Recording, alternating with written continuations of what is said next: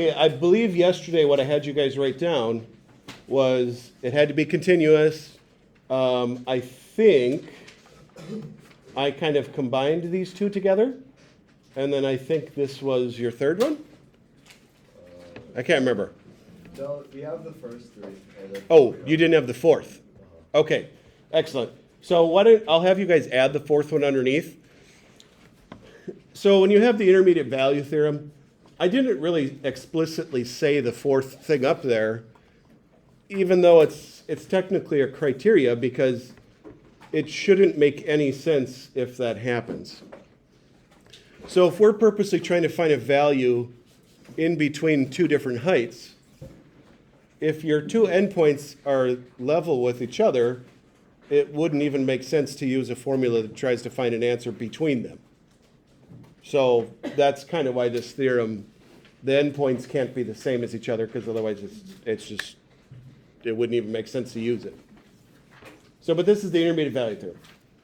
And I believe we did not do any of the questions yet. I think we stopped right at the next example. Perfect. Does anybody need this up here yet to adjust theirs? Okay.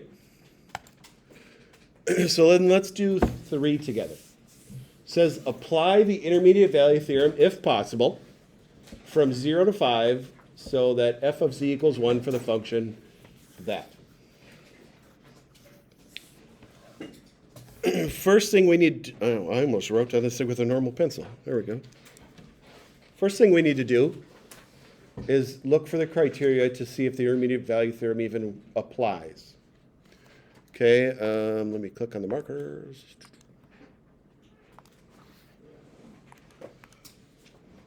Is it continuous from 0 to 5? So that's what we need to figure out. Do you remember what to look for if it's not continuous? That's probably easier for me to ask. So not continuous, when I'm looking at the equation, there would be like divided by x minus 3 or something like that, right? So you're looking for values that would make it undefined. So if you had a fraction that had divided by x minus 3, then it would be not continuous at 3. So you're looking for values that you can't use. A polynomial is going to be continuous everywhere. Like this is just a quadratic function. So this one is continuous from 0 to 5. And we only care about 0 to 5. If there was a vertical asymptote at 8, that's fine. We're only looking from 0 to 5. So check.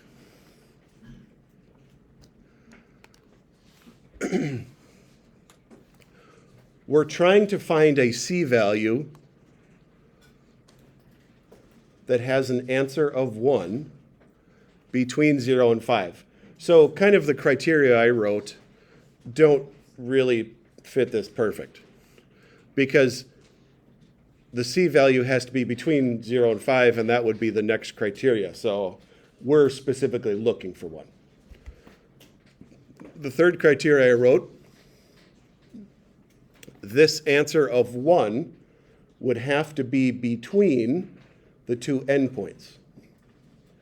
Okay, so then I need to figure out what the endpoints actually are. So I'm going to do f of 0, and I'm going to do f of 5. And for the intermediate value theorem to kind of apply onto here, 1 would have to be in the middle of the endpoints. So 0, if I plug 0 in, I get negative 1. If I plug 5, 25, 30, 29. So my two endpoints range quite a bit, and a height of 1 is definitely between them, so that works. And then the last criteria is also directly right here, because I had to make sure that these two endpoints were different. Okay, intermediate value theorem applies, so I'm guaranteed an answer. How do we actually find it? Huh? You do f of 1. How? Okay, F, what does that do? I don't know, I just got a guess. Oh, it's not a bad guess. You're just throwing it out there? Yeah. Okay, I better erase it then. So rather than me trying to call on somebody specifically, especially when we start getting to newer material, it can be tough to answer ahead of time. Would you factor the polynomial? Okay, how come? Um, These are all good ideas. And honestly, if you're stuck on something, you should just try things, right? What would factoring do? What did we usually find from factors? you find the Zeros zero. or x-intercepts or something like that. So that wouldn't find us when it's a height of 1. But you are awfully close. Okay, good. So we want to know when the height is 1, this equation represents all the different heights. So I am going to find the c value that when I plug it in the function would give me an answer of 1. And I know this is kind of weird notation, but that's how the AP does it. So if I write down f of c means I'm going to use c and plug it into the function f. It's kind of like when we write f of x, you write the equation with an x. F of c means you write the equation with a c. And then you solve this. So I'd subtract 1. And so we do end up factoring it. So, I mean, like when you guys run into ideas, that's perfect. That's exactly what you should just try things. So we will end up factoring it to find the zeros because we adjusted things. What is this? Plus 2 minus 1? Okay. And so I end up getting 2 solutions. What should I answer for this? The right one. Only the right one? Yeah, Okay, how come? because it's in 0 5. Perfect. We only care about answers from 0 to 5. We were only trying to find a c value between 0 and 5 that had a height of 1. And the intermediate value theorem guaranteed that that would happen. So it's kind of all right how we set this one up. This will be kind of the most basic style question like this. Are we ready to start calling on people, on random people now? Yes. Awesome. No. Oh, some said no. Some said no. Oh, is this the class that they're... Oh, that's right. I almost forgot. There would have been a battle brewing here if I did not.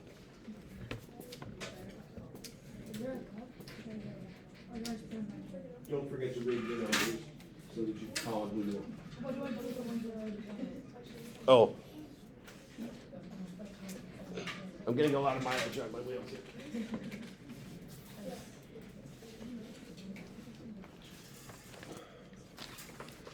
Okay, number 4, example 4 is going to be very similar to 3. That's why I thought we would be pretty safe calling on people, but doesn't mean you're fully getting it yet. We're just going to try. You're 21? Yeah. No way. Yeah. Wow. Okay. Oh, sorry. Yep, Caden's not happy, but okay. So the first thing you do is, we're number 1. Yep, number 1. Continuous at 0, 1. Oh, good. Continuous from 0 to 1. And how do you know if it is or isn't? It's a polynomial. Nice. It's a good answer. It's polynomial, so it's continuous everywhere. There's no divided by to make divided by zeros. I mean, you can put in a number in place of x. Good. Okay, so it's continuous from 0 to 1.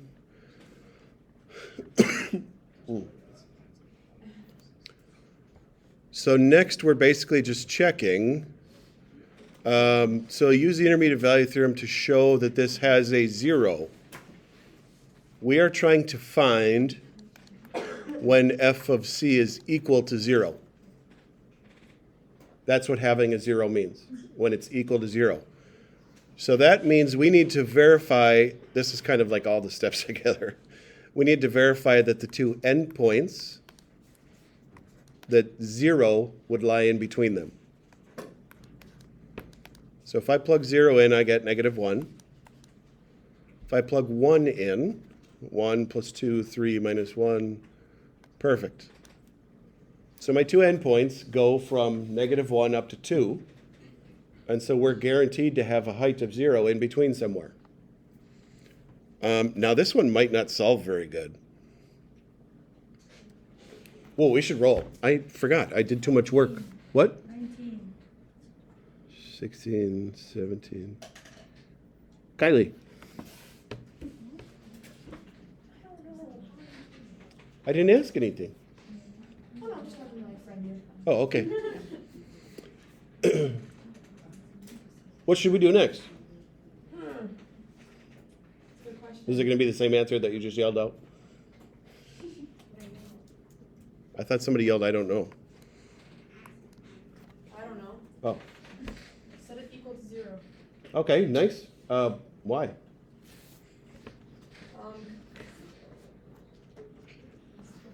You are correct. I can certainly guide you some here too. Yeah, that'd be great. Okay, you can always ask for help. Don't feel like you have to be stuck at something even if you're not sure what to do. F of C means I'm going to take the function f and I'm going to put a c in place of x. So that would be c cubed plus 2x minus 1. Oh my gosh. Let me pretend that didn't happen. C cubed plus 2c minus 1. And then that's equal to 0 because that's what this equation says. I did not even put that together in my head. That's a cubed. This is going to be terrible. I don't think this even factors, correct? Okay, we're going to pretend like we know how to do this. What would you do if I just gave you this problem and you had to find the answer when we can't factor it? Give up. We will not give up and cry. We will not give up and cry. That is, don't know. how would that be a possible solution? Like, filling your paper with tears will not help. All it will do is make the paper crinkly and hard to read the words. Make up an answer. Where did we get the F of C? I know we did on the last problem, but I thought that Ah. was because You're right. It doesn't directly say it in this one. I added it because that's usually part of the wording. Yeah, no, I wouldn't expect you to come up with that part yet. It's a good question. So really, nobody would have any kind of... I thought you would... Let's... Can we graph it? No. Can we graph it? Yeah. With our calculator? You can use your calculators to solve this. Oh, we're not using the polynomial solver. You look at your neighbor's answer.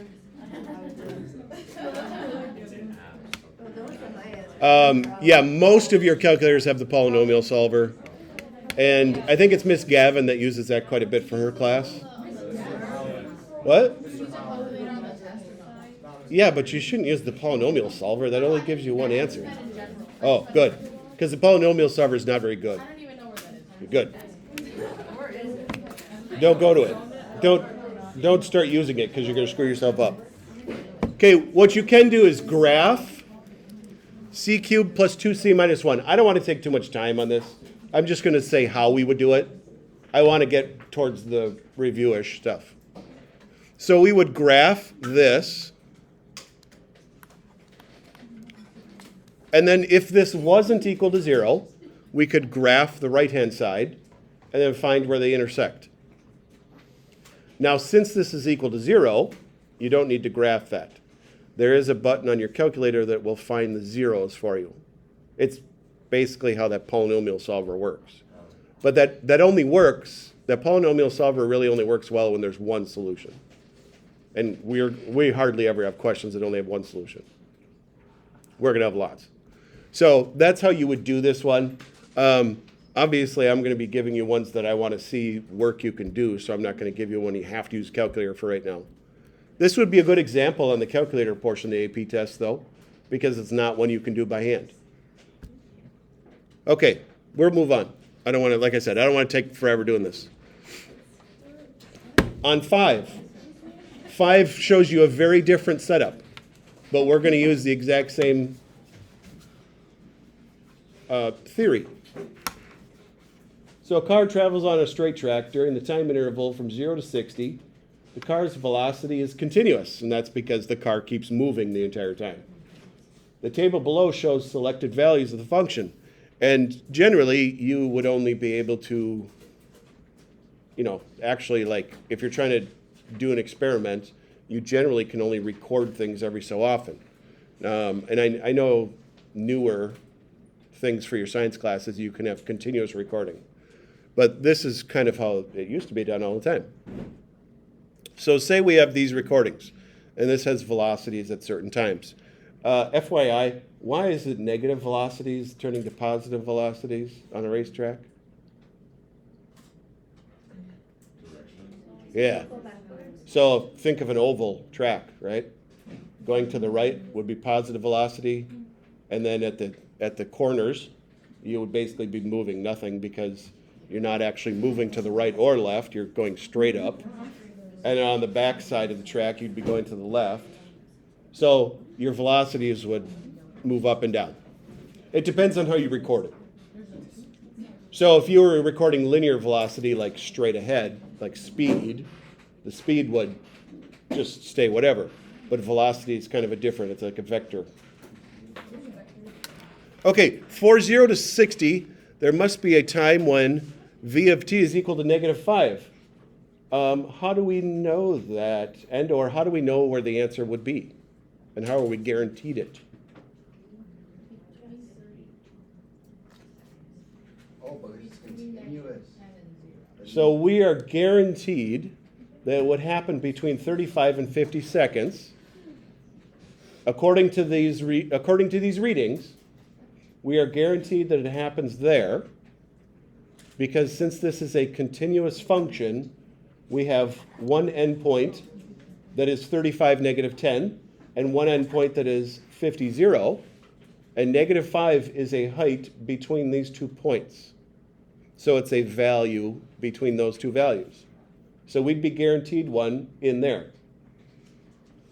And our justification is that it's continuous. F of c would be between 35 and 50. C would be between 35 and 50. F of c, -5, is between -10 and 0. And the 2 endpoints are not equal. Are we okay with that one? Oh, that definitely didn't look like sure. That would make sense to me. Okay. I see a lot of weird faces. I'm not sure if you're confused or just want me to move on because this was easy. Yes, thanks for the input and feedback. You guys are great. We have one answer. One answer. I'm glad we've got 30-some in the room and only one answer. Why don't you guys try 6 on your own, and we will stop after that. See if you can figure out 6. This is a great AP question because it has been on multiple of the tests.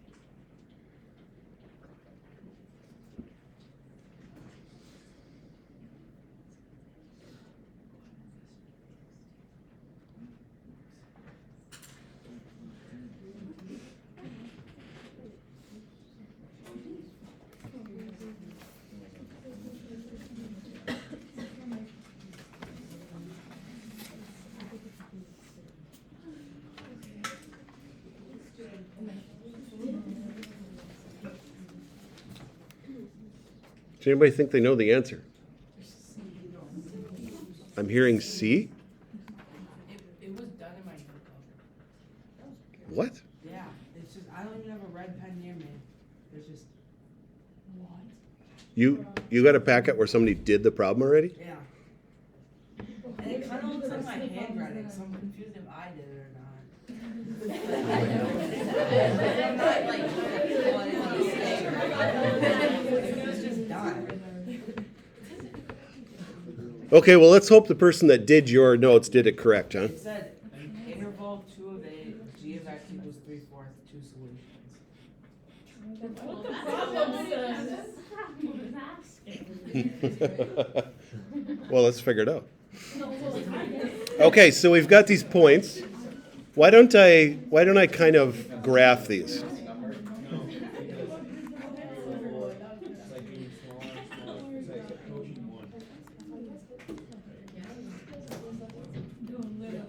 Now, technically, if you guess it correct on the AP test, it's still correct. You don't have to justify it. So, educated guessing is definitely a good strategy. If you feel like you know the answer and you're kind of choosing between two, that's fine. I mean, knowing how to do it is obviously best because then you can answer it quickly and move on. So let me graph these 4 points that are on here. So I've got the point 2, 3. I've got the point 3, 4. I've got the point 4 something, so we're trying to find it on this line. I've got the point 5, 5. Oh, I was going to say 5's the highest one. Okay, so 5, 5. And then the point 8, 2. So 5, 6, 7, 8, 2. What value of k will the equation g of x equals 3/4? G of x equals 3/4 would be a flat line 3/4 high. All right? So what value of k will give you 2 solutions on the closed interval? Why would 9/16 work?